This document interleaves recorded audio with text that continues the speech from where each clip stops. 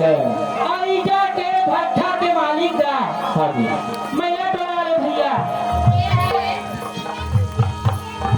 राम ने देखा से श्रीमान स्वर्गीय भूतपूर्व सरपंच होने जाता है सोनी परस परस अच्छा स्वर्गीय सरपंच जी की ओर से भूतपूर्व सरपंच की ओर से 101 रुपए की पुरस्कार पार्टी को फिर अदा करती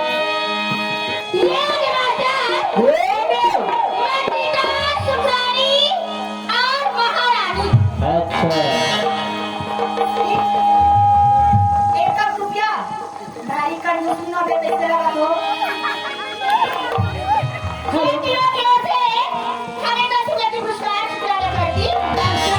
हाँ जी ये जो वाला देखेगा बात लखनपुर के दुरावन बात टूरी टूरी कपड़ा चमचूरा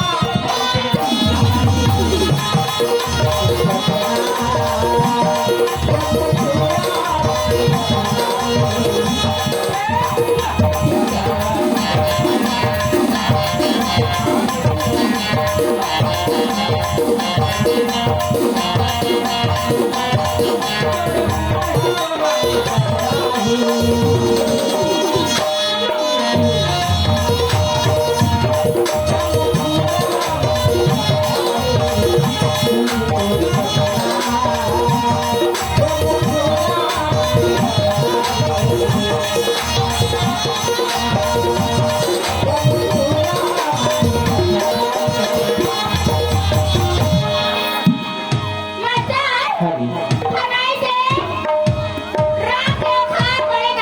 सुनाइए